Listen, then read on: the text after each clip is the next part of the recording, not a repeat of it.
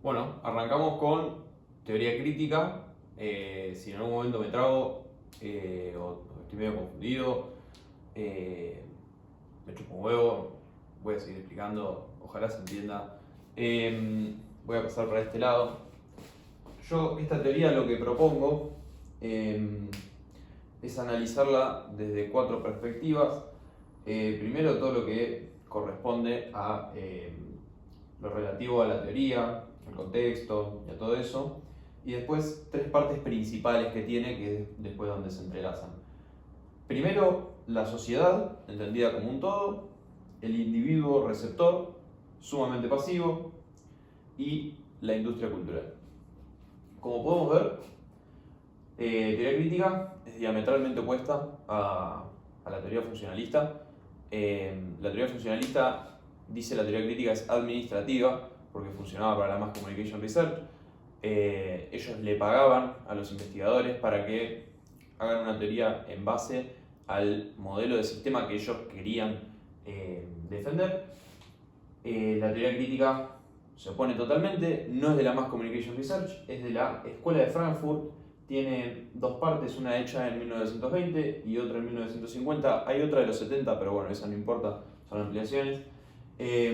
Sus autores principales son Horkheimer, Mancuso y Adorno. Bien. Está basada en el materialismo marxista, es una teoría de rasgo socialista. Recordemos que el socialismo lo que planteaba era liberar al hombre, otorgarle la razón, no la razón de las cosas, sino la razón en términos de capacidad de raciocinio, para liberarlo del sistema que lo tenía preso por ese opio que era la religión. En este caso lo que va a estar adaptado a que el opio, eso que te droga, es la industria cultural. Bien, por eso es que se utiliza el materialismo marxista en esta teoría. Bien, hace la crítica en base a la ciencia y de la cultura, a la dialéctica hace un análisis dialéctico de la economía política, critica a la economía de intercambio, al capitalismo y a la industrialización. Bien, eso es un poco el contexto. ¿Cómo surge la industria cultural? Esto es algo que había explicado el profesor, que tiene que ver con que principios del siglo XX los trabajadores empezaban a ganar derechos, empezaban a estar más tiempo en sus casas y el sistema empezaba a perder el control de lo que hacían. Entonces lo que empezaron a hacer es inventar una cultura en base a que lo que ellos ganen trabajando lo vuelvan a meter en la industria. ¿Bien? Digamos, una cultura basada en el consumo. De ahí el ejemplo que puso de las novelas estas que son siempre de los mismos formatos, que siempre se ven por las mismas personas. Eso tiene que ver, ¿sí?, con los mensajes multiestratificados, tiene que ver con el formato predecible. Ahora lo vamos a ir viendo igual, pero básicamente va por ahí cómo se da la industria cultural y a dónde apunta la teoría. Lo primero que hace la teoría crítica es hacer una descripción de cómo ella entiende la sociedad. La entiende como un todo, es decir, no la entiende como la suma de individuos, sino la sociedad como una cosa integrada por individuos, pero con ciertas características que determinan después a los individuos. Bien, tenemos varias flechas disparadas. Primero, que el militarismo, el terrorismo, la guerra son sucesos dinámicos de la sociedad actual provocados por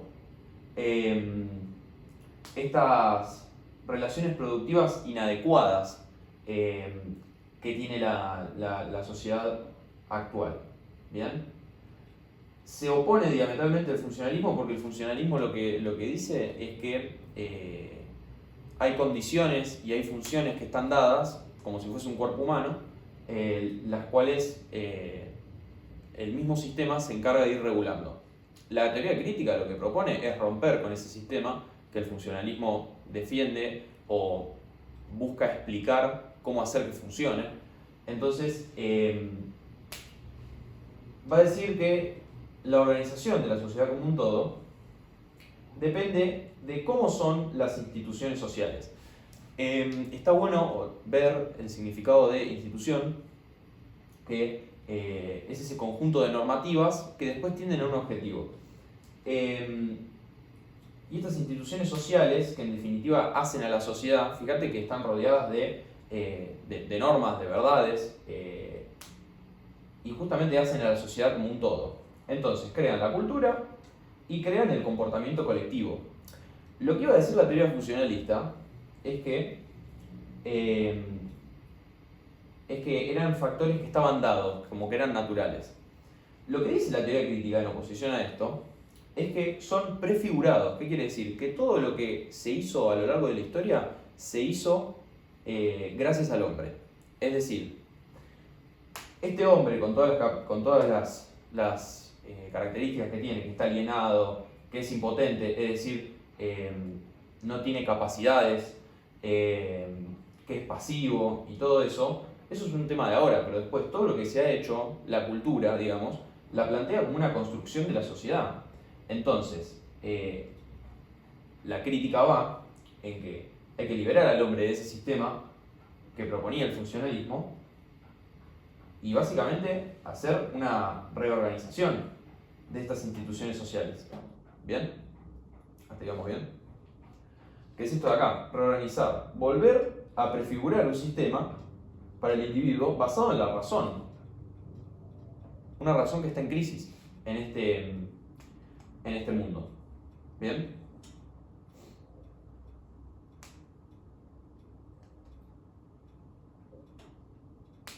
Hasta ahí vamos bien, creo, ¿no? Cualquier cosa me dejan un comentario, me dejan una consulta, me escriben al privado. Yo creo que hasta ahí esta lista está bien, ya está todo explicado.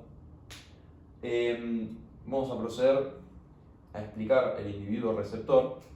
Como bien sabemos, es un individuo receptor recontra pasivo, recontra. Está caracterizado por estar alienado, o sea, no tiene capacidad de pensar. Desorganizado mentalmente. Quiero ver si... Está bien, esto lo vamos a sacar. Esto lo vamos a sacar. Megacroto, pero bueno, no importa. Justamente lo que está, al contrario, vamos a poner, está mentalmente organizado. ¿Bien? Organizado por todo lo que vamos a ver ahora que pone la industria cultural. Pero está organizado. Organizado en términos de cómo piensa y cómo está obligado a pensar. No de que está organizado, porque si es pasivo no puede estar organizado. Pero está organizado en términos de que la industria cultural es el que le provee las opciones. Entonces, su esquema mental está organizado en base a lo que la industria cultural le propone. A eso remite esta organización. Bien. Es obediente y reflexivo. Esto tiene que ver con que acá pone se rompe la resistencia del oyente, es decir, la presión que ejerce la industria cultural sobre el individuo receptor es tan grande que empieza a funcionar como si vos estuvieses escuchando una música ligera todo el tiempo. Entonces, por una cuestión de adaptación, vos vas a tender a olvidar que esa música está. Entonces, y se vincula fuertemente con esto, ¿no? Con que es imperceptible la industria cultural. Es como la Matrix, que lo habíamos vinculado con el video, o si no, también se puede decir que es latente. O sea, no es ni perceptible ni es conscientemente deseada, como decía el funcionalismo. Esa es la definición de latente, no es para confundir, pero es latente porque es algo que está pero no lo puedes percibir. ¿Bien? Es impotente, entonces no tiene capacidad de hacer, literalmente la definición de impotencia es la capacidad de no hacer. Es sumiso, ¿bien? Pasivo lector, por esto que habíamos dicho yo no sé si ya lo dije, pasivo lector porque elige en base a lo que la industria cultural le propone, y está exteriorizado. Que ahí sí podemos empezar a hacer la vinculación con la industria cultural. ¿Qué quiere decir esto? Que en contraposición, lo que le falta es interiorización, porque el formato que le propone la industria cultural de consumo es tan predecible, no necesita aprehensión, no necesita de pensar, que justamente lo que menos le interesa es la interiorización de sus pensamientos. El hecho de interiorizar lo que conlleva es provocarse heridas, es como lo que veíamos en lectocomprensión, es provocarse heridas para conocerse uno mismo, y eso provoca un desorden mental, provoca un quiebre del equilibrio que al individuo receptor no le interesa. Entonces está claramente exteriorizado, consume todas cosas que son para afuera, no para adentro. No busca filosofar a partir del consumo que hace, lo hace por inercia. Son cosas que están en la superficie de lo que son su persona, no le sirve para el crecimiento personal. No necesita hacer una aprehensión. Como habíamos dicho, es un formato predecible. Funciona en base a la institucionalidad de cada persona. Es decir, si nosotros entendemos que la institucionalidad de la persona está basada en esta sociedad completamente tomada por el capitalismo y la industrialización, y entendemos a la institucionalidad como ese conjunto de normas que tienden a un fin, está sumamente atado a esta manera de pensar que tiene el receptor pasivo. Después se ve en las otras teorías que podemos relacionar institucionalidad con cultura, ¿no? Que la industria cultural sincretiza un montón de institucionalidades, pero es tan abarcativa, es decir, los mensajes están tan multiestratificados que abarcan todas las necesidades de consumo que tiene la sociedad y el individuo receptor. ¿Bien? Todo este formato que yo acabo de explicar se llama easy listening. ¿Bien? Y esto es algo que preguntan en la prueba. Este formato está otorgado por el cine, los semanarios y la radio. Es el espejo del modelo económico, te dice connotativamente qué es lo que propone. Son los medios de comunicación masiva o de masas, y tienen una relación, esto es del libro, tienen una relación armónica e individual a la vez. ¿Esto qué quiere decir? Que funcionan en conjunto, es decir, están organizadas para que el formato sea este y para provocar este efecto, pero después cada una tiene su objetivo individual. Por ejemplo, podemos pensar en el cine y podemos pensar en la primera parte del siglo XX con la propaganda política. Para el siglo XX el cine fue importantísimo porque vos podías meter a mucha gente en una sala y hacerle entender o persuadir sobre determinados pensamientos. Pensemos otra cosa. Semanarios, capaz que no lo aclaré. El semanario es el diario. Lo que pasa es que sería como el diario, pero en vez de emisiones diarias, son emisiones semanales. Un diario por semana. Pensemos en que, por ejemplo, los Estados Unidos. Los Estados Unidos es el gran ejemplo de todo esto. Y los Estados Unidos o Hollywood son los que ellos mismos hacen todas estas películas que tienen que ver con guerra, con que siempre se van a cagar a tiros, con que siempre pelean contra los soviéticos, que esto es algo muy importante porque está hecha en la Guerra Fría, ese es el contexto. Entonces, lo vimos en el clip de Rocky. Ellos, a través de el fomento que hacen de su cultura, lo hacen a partir de acá. Entonces, está bueno pensarlo desde ese lado.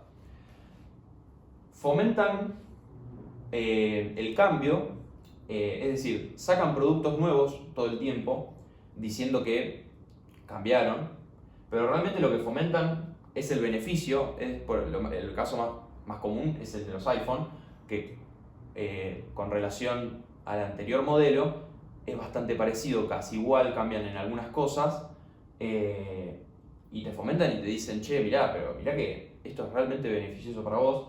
Y obviamente la cultura de consumo, que es algo que apunta a hacer que los trabajadores que tenían más tiempo empiecen a consumir. Lo que genera esto, estar sacando productos constantemente, esto no lo dice el libro, pero está bueno interpretarlo y ponerlo de alguna manera, después buscarlo en la biografía. Habla de la tecnología y de cómo esto avanza desenfrenadamente.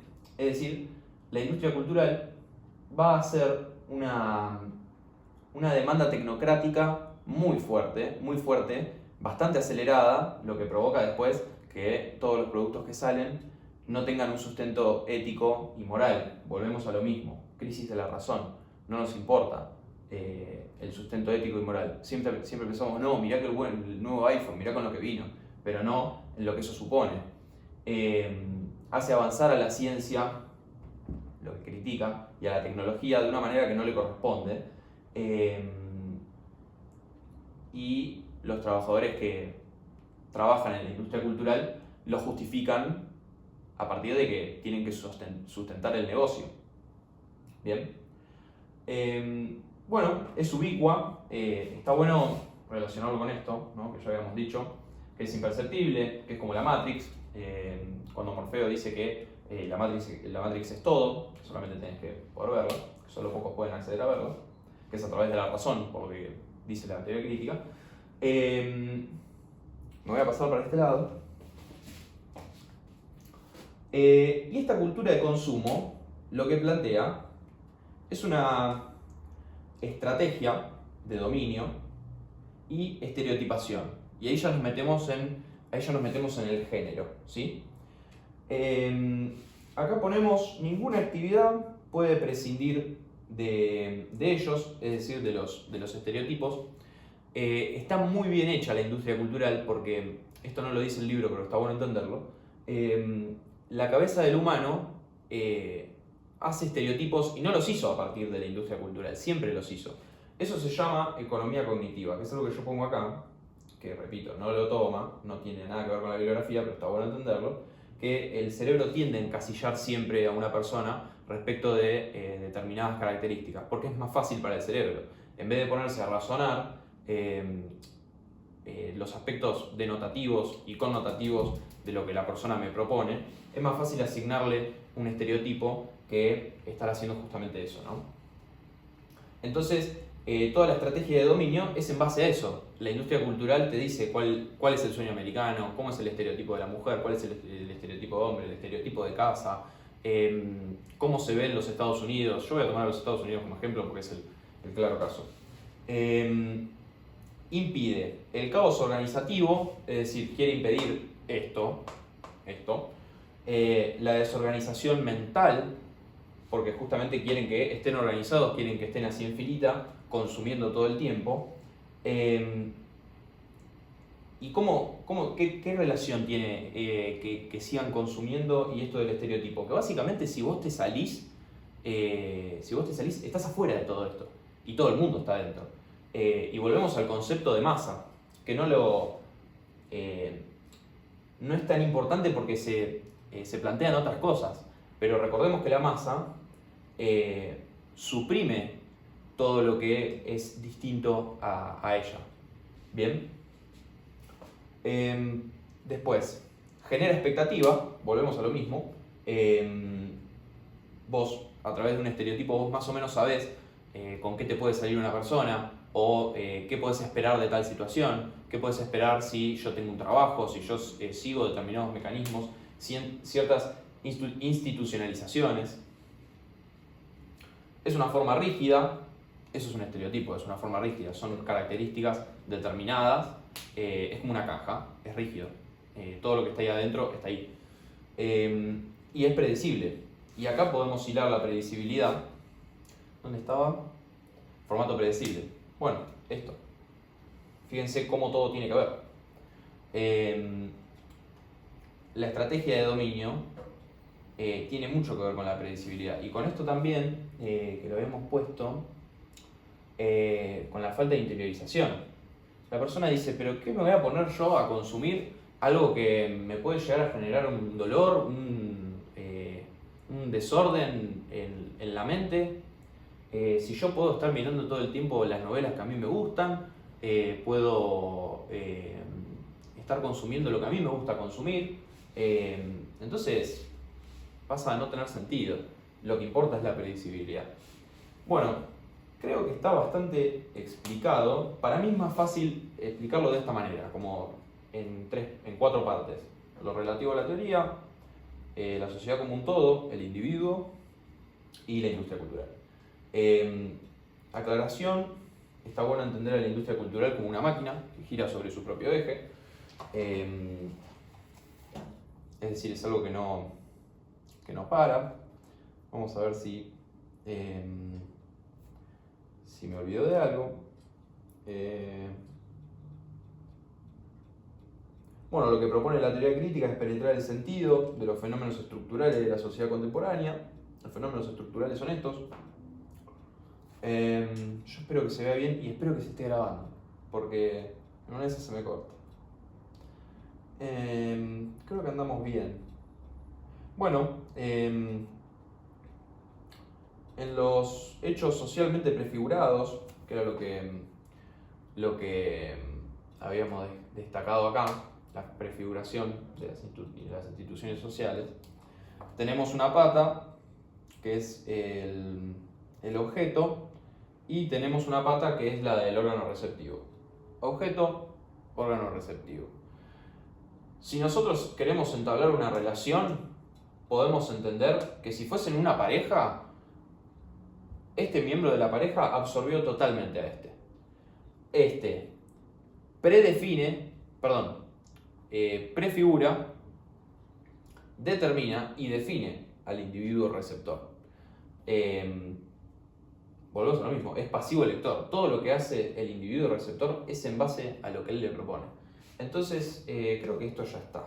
Como ya saben, me dejan preguntas para lo que sea. Espero que se haya entendido todo.